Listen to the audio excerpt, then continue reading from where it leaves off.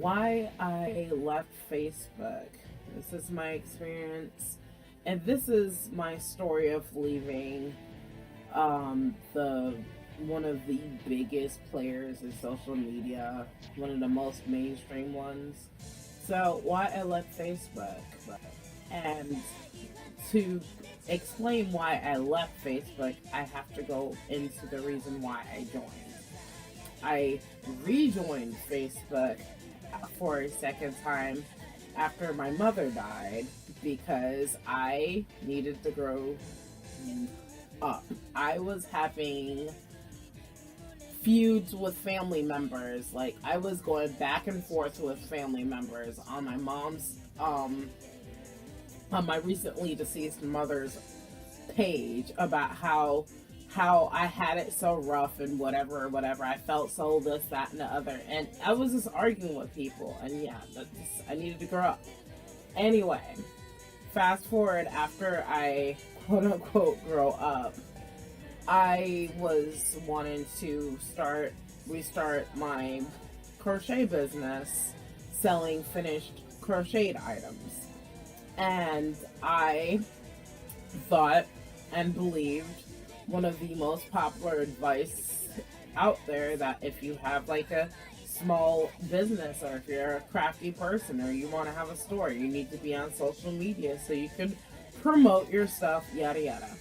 And also, there was a place that I wanted to have a vendor ship at, a local farmer's market, and they required you, when you apply to have a vendor space for like a Saturday or whatever, that you like their fan page. I'm like, okay, whatever.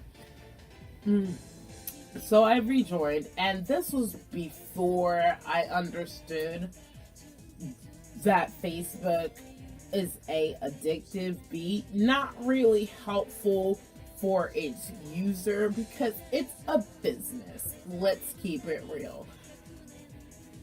But it was just never helpful. Like, I noticed that I would post things on my fan page, which this is something that just doesn't make sense to me, but I didn't like, and I still don't like to this day, how Facebook, if you want to have a fan page, you need to create a personal profile account.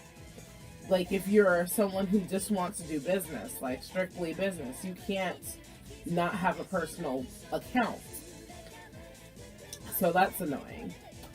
But I noticed that my intentions, which was to be able to connect with potential customers and or current customers, and I say and or current customers because I never really had customers like that, especially ones that weren't local. I had a few one-off people who bought something from me, but it was like usually a transaction that took place either in person, like literally in my building. I live in an apartment complex, so they're like a neighbor or my landlord, someone that I'm gonna see anyway in person, so there's no need to connect it and whatnot over Facebook. Or this happened in a vendor space where I had a booth or something like that.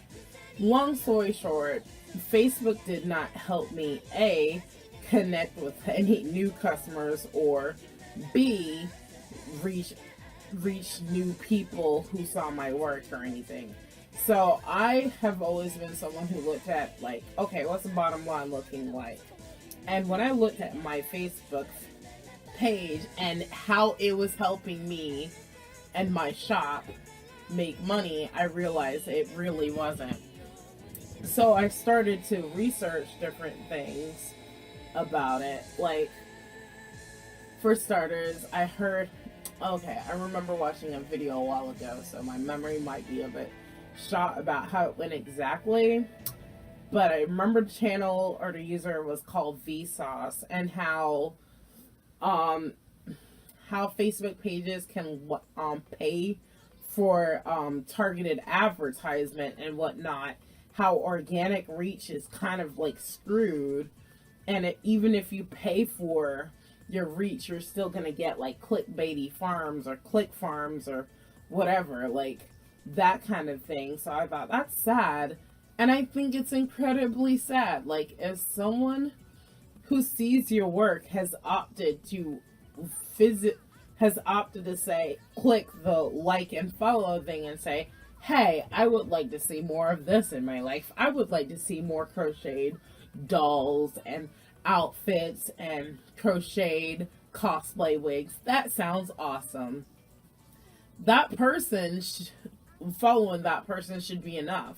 You shouldn't have to have like the artist is just like, oh, well, the artist also needs to pay to reach you. That makes no sense. And I was one that never ever bought advertisement space on Facebook, mainly because I was kind of broke, but also because I just never thought, I thought it was kind of like buying your friendship or buying your way into seeing people. I felt like if you opted to like my page, you should have saw my stuff, but I didn't realize that if you liked my page but you didn't engage with it, that's another thing that's weird about Facebook itself, is if you didn't engage with that person's page, then their stuff would not show up to them. So if you had liked Miku Marmalade, but you never liked anything that Miku Marmalade posts, my post would just eventually not show up on your feed. So there's that. Those are some problems in itself. The other problem was I noticed that my productivity and output and creativity was shot.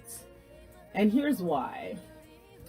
When I was on Facebook, I consumed a lot more content than I created.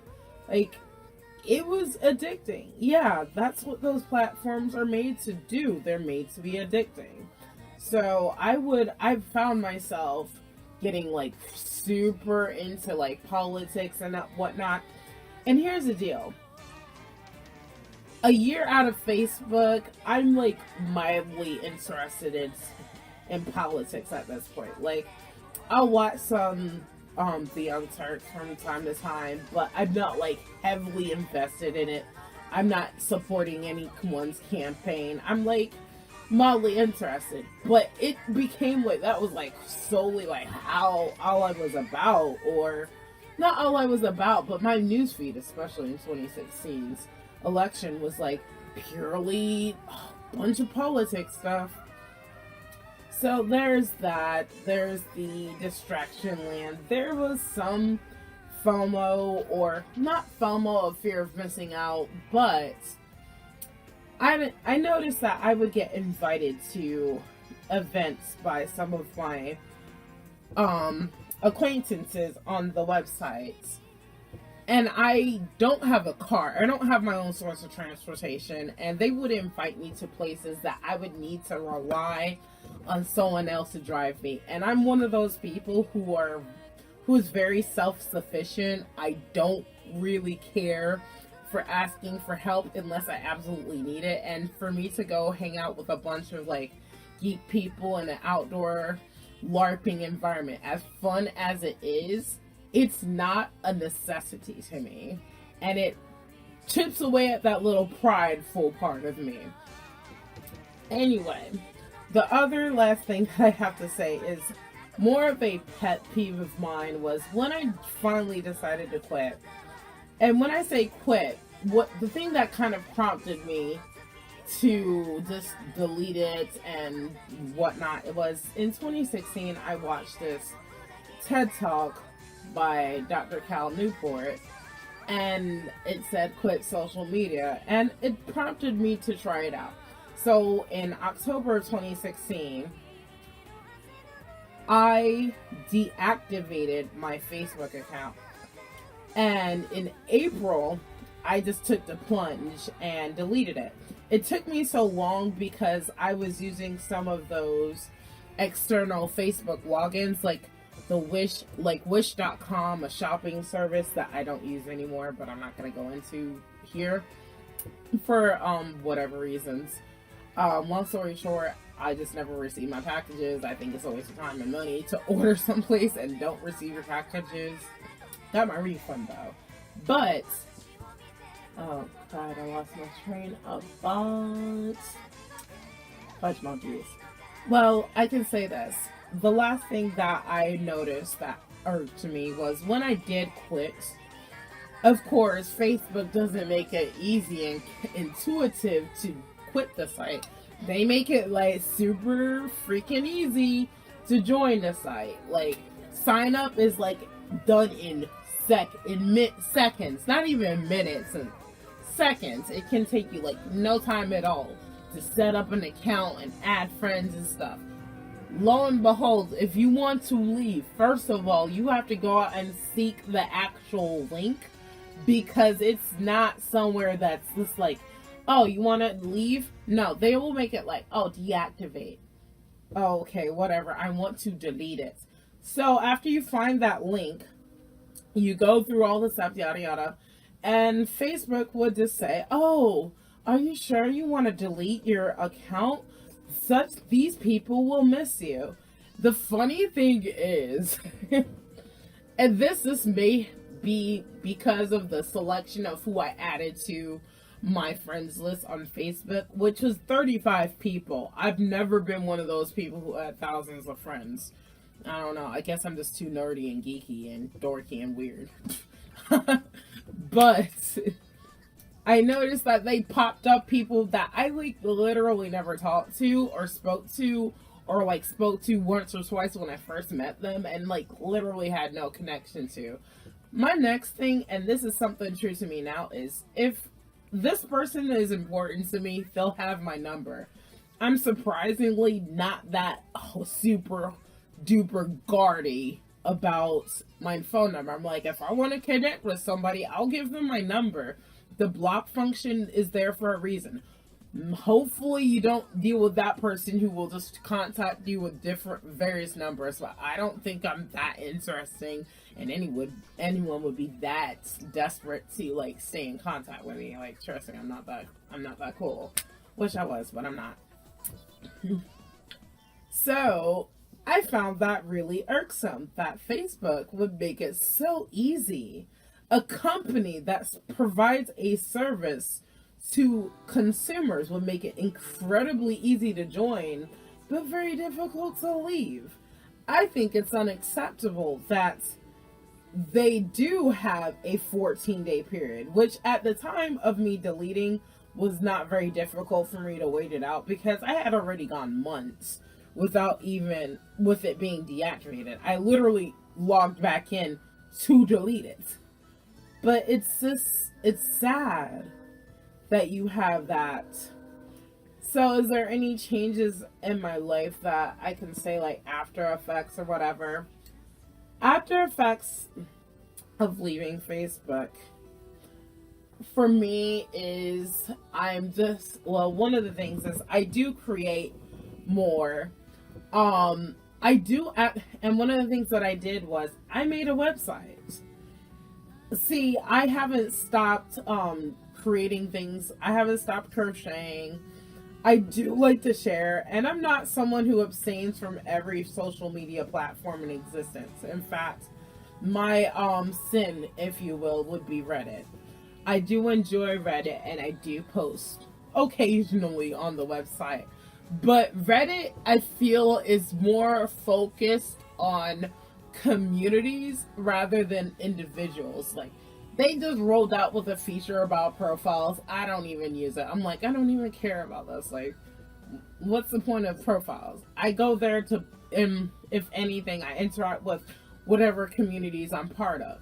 The other place that I post on periodically that's not my website is Instagram. And I have kind of a love-hate relationship with Instagram. It's mostly hate. I don't hate the platform. I don't hate the people or the user base. I hate the superficiality of it. I guess I'm a person who likes depth with interactions, and I feel like liking something is so passive and superficial. Like, if I spend like hours and hours on a piece of art, it's almost a slap in the face if someone just scrolls through their feed and just taps it to like it. I'm like, I don't like that. But that's all Instagram can offer for me. So I'm not mad at it. But oh, the last thing that I noticed, and one of the biggest things for me, was I grew from not having my business. So when I say not having my business was not really profitable. I would get like a sale every here and there, but for the most part, it was just not generating any money. And for the longest time, I did not accept that fate. I was in bargaining phase. I was in denial. I was like paying money to Etsy. I had even paid money to have that pattern shell of a site. Anyway, so I think after I quit Facebook and after like one last bargain shot attempt at being of relaunching my website, I finally accepted that this was not a time in my life that this was going to be a lucrative, positive pursuit for me to pursue. So I took my butt back to school, and I found a school that works for me, that I like going to, and I feel so much more optimistic about my future. And that is all I'm going to say in this video. And I will probably put this onto a speed art so far, because this is a long video. So I'm going to have to do like a couple of speed arts for this. I've had a file for a while and I couldn't think of what to use it on, but now I know what to use it on. So take care. If you're interested in seeing crocheted, this pictures like finished object kind of pictures of my crochet artwork or drawings, please check out mikumarmalade.com. Follow my website if you'd like to hear posts or RSS feed of it. I don't sell my work, but you're free to look. And have an awesome day.